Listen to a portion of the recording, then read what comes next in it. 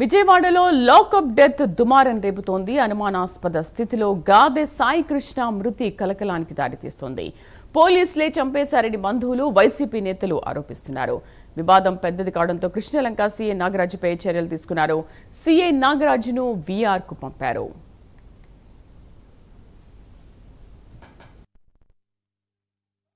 ఇప్పుడు చెప్తున్నాం, ప్రతి పార్టీ, ప్రతి నాయకుడు, ప్రతి కాపు నాయకుడు, ఆఖరికి మందకృష్ణ మాదిగ నాయకుడు గారితో సహా పిలుస్తాం. మాకు న్యాయం జరగాలి. మా ఫ్యామిలీకి అంత అన్యాయం జరిగింది, మీరు న్యాయం చేయండి. అంత మటుకి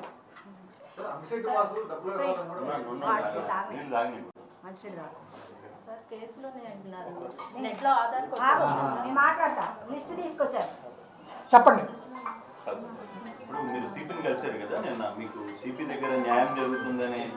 100% అండి. సిపి గారు మాకు చెప్పారు, మా సిస్టర్కి, అమ్మ ఏం జరిగిందో మాకు తెలుసు, ఆడు ఎదవని మాకు తెలుసు, అతను చేసే నేరాలన్నీ బయటకు వచ్చినాయి, ఇమ్మీడియట్లీ అతని మీద యాక్షన్ తీసుకుంటా ఉన్నారు.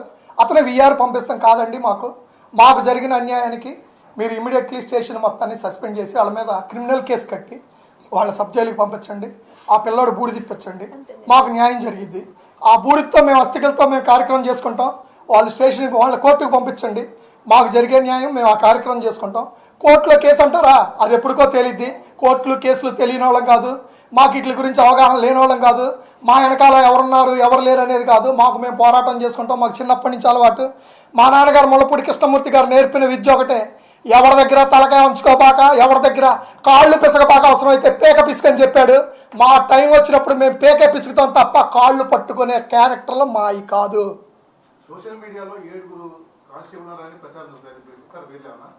బాబురావు ఉన్నాడండి, అందులో అశోక్ ఉన్నాడండి, డ్రైవర్ సుబ్రహ్మణ్యం ఉన్నాడండి, మురళీకృష్ణ ఉన్నాడండి, ఇంకా మరియు 8 మంది దాకా ఉన్నారండి. శవాన్ని మాయం చేసిన దాంట్లో బాబురావు బండి తోలాడు, మధ్యలో కూర్చోపెట్టుకున్నాడు, వెనకాల అశోక్ కూర్చున్నాడండి. ఎస్ఐ ఎదర, సిఐ ఎదర బండి వేసుకొని వెళ్ళాడండి. మొత్తం డీటెయిల్స్ వచ్చినాయండి. ఎదురుగుండా హాస్పిటల్లో ట్రీట్మెంట్ చేయించారండి. ఆ ఫోటోలే మేము అంబటి రాంబాబు గారికి రిలీజ్ చేసామండి. మేము ఈ కూడా ఒకటే చెప్తున్నామండి, మాకు చేతనైనంత మట్టుకి మేము విజయవాడ సిటీలో 40 ఏళ్ళ నుంచి కాపురాలు చేసుకుంటా ఇక్కడే ఉంటున్నామండి. స్టేషన్కి వెళ్ళిన ప్రతి ముద్దాయితో మాకు సంబంధాలు ఉంటాయండి. ఏం చేసేవరా, ఏం జరిగిందిరా అంటే ప్రతి ఒక్కటే నిజమే చెప్తాడు తప్ప అబద్ధం చెప్పడండి. అన్న సాయిని పైన కొడుతున్నారు, గోల్డ్ పీకేస్తున్నారన్న, మీ అక్కకి చెప్పన్నా, మీ అక్కని పంపించన్నా, చంపేసేదట్టున్నారన్న అని చెప్పారు. మేము ఇదే నాయకుల దగ్గరికి వెళ్ళి ఏ రోజు కూడా మా ఓడి మీద కేసులు ఉన్నాయంటున్నారు కదా, 2-3 కేసులు, బుద్ధి రావాలని మేము ఎవరికి చెప్పనమాట, వాస్తవం అండి. కానిస్టేబుల్లే కాదండి, ఆ స్టేషన్ మొత్తం ఉందండి. ఆ రోజు డ్యూటీలో ఉన్నవాళ్ళు ప్రతి ఒక్కళ్ళు ఉన్నారండి, ప్రతి ఒక్కళ్ళు ఉన్నారు. వాళ్ళందరూ కూడా దీనికి సమాధానం చెప్పాలి, తగిన మూల్యం చెల్లించుకోవాలి. ప్రభుత్వం తరపున కూడా వాళ్ళందరికీ క్రిమినల్ కేసు పెట్టి ప్రభుత్వమే దీన్ని తన కేసుగా సుమోటోగా స్వీకరించి వాళ్ళందరి మీద యాక్షన్ తీసుకోవాలి. పోరాటం చేయగలిగిన దమ్ము, ధైర్యం మాకున్నా కానీ మా తరపున ప్రభుత్వం నిలబడి నిందితులకి కఠిన శిక్షలు పడేదాకా ప్రభుత్వం సహాయం మేము తప్పకుండా కోరుకుంటామండి. మాకు పవన్ కళ్యాణ్ గారు లాంటి మంచి వ్యక్తి అండగా ఉంటాడని కోరుకుంటున్నామండి. మీకు ఇంకేమైనా సమాధానాలు కావాలంటే చెప్తాను.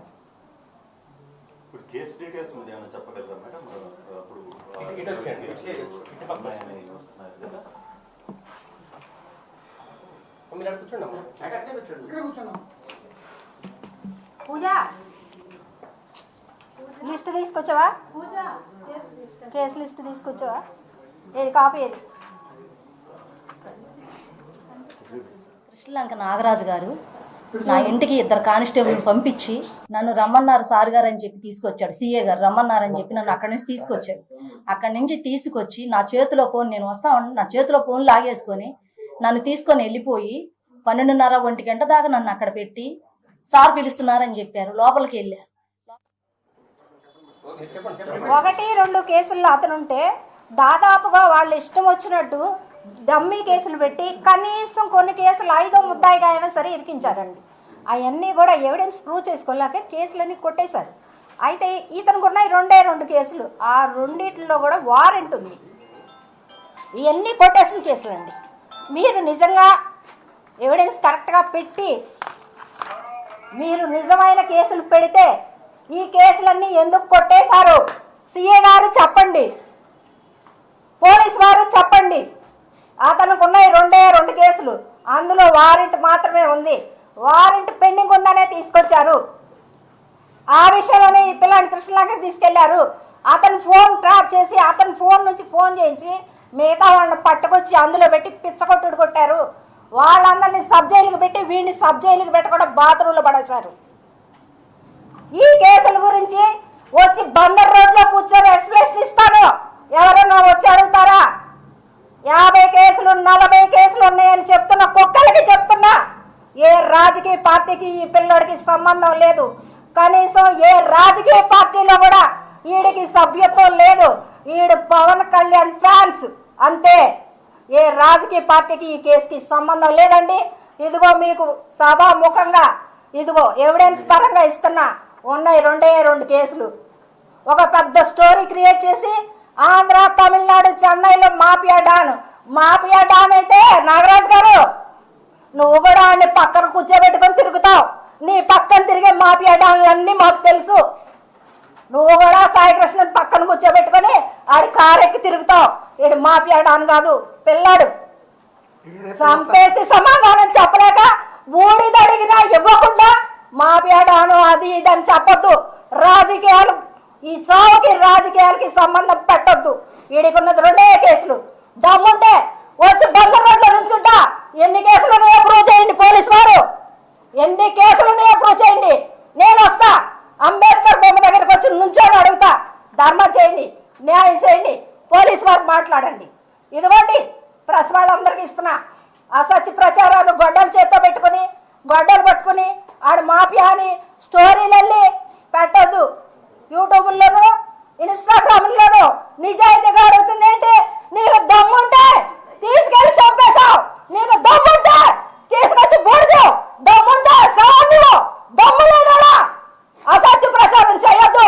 నీకు దమ్ము ధైర్యం ఉంటే నువ్వు నిజంగా కాకి చొక్కా వేసుకొని ధర్మంగా పనిచేస్తా బూడిదేవు లేదా సవాళ్ళు. అంతేగాని అసత్య ప్రచారం చేయొద్దు. రాజకీయాలకు అంటగట్టొద్దు. వాడు చిన్నపిల్లాడు, ఏ రాజకీయానికి సంబంధం లేదు. వాడికి ఉన్నాయి 2 కేసులు. ఏ పార్టీలోనూ సభ్యత్వం లేదు. ఆ పిల్లాడు పవన్ కళ్యాణ్ ఫ్యాన్స్ మాత్రమే. మీరు చెక్ చేసుకోండి.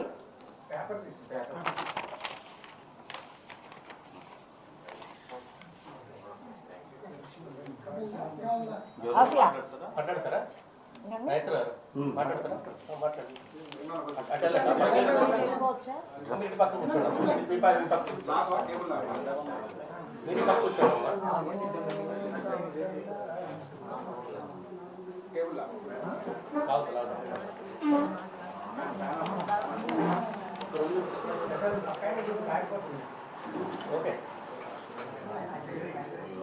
అయ్యా, మీడియా మిత్రులకి ముఖ్యంగా ఇన్నాళ్ళ తర్వాత స్పందించి మీరు నా కోసం వచ్చినందుకు ముఖ్యంగా మీ అందరికీ కూడా ధన్యవాదాలు.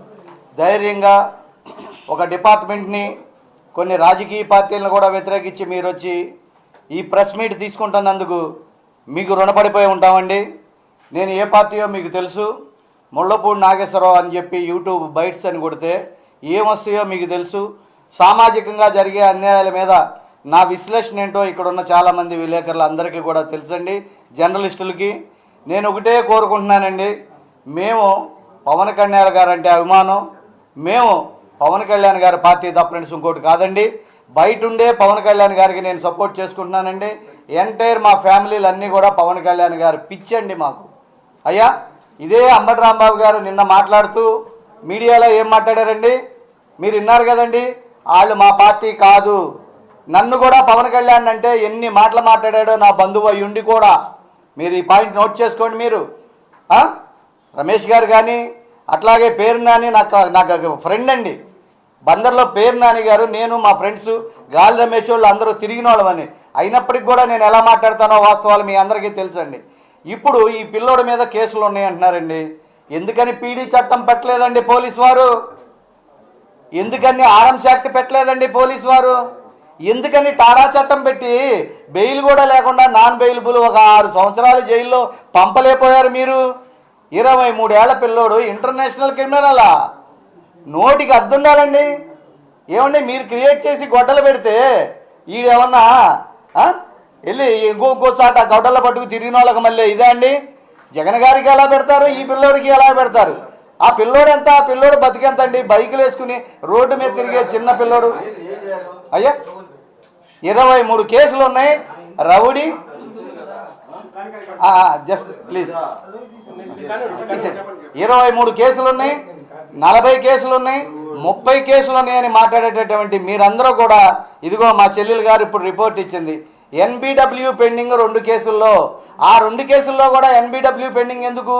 వాయిదాకు వచ్చి అక్కడ కనపడితే అన్ని పట్టుకుని కొడుతున్నారు. మీరు భయపడి బయటికి పారిపోయి జూమోటోలో పనిచేసుకుని రోజుకు 350 రూపాయలు వస్తే ఆ డబ్బులతో బతుకుతున్నాడు. ఆ పిల్లోడు మరి ఇంత పెద్ద డాన్ అయితే, ఇంత పెద్ద మాఫియా గంజాయి బ్యాచ్ అయితే ఎలా 350తో బతుకుతున్నాడండి? ఎలా మమ్మల్ని కూడా డబ్బులు పంపమని అడుగుతున్నాడండి? ఒక్కసారి ఆలోచించండి. ఇవాళ ఇన్సిడెంట్ జరిగేసరికి చిన్న గీత పక్కన పెద్ద గీత గీసే అలవాటు ఉన్నటువంటి కొంతమంది పార్టీలు, కొంతమంది వ్యక్తులు, మాకు మీరు ఎంత గీత గీసినా మాకు భయం లేదండి. మేము కోరుకునేది ఒకటేనండి, ఆ పిల్లోడి మీద ఉన్న కేసులు మేము చూపించాం, మీరు నెట్లో కొట్టుకోండి. అంతకన్నా ఎక్కువ కేసులు ఉంటే రండి.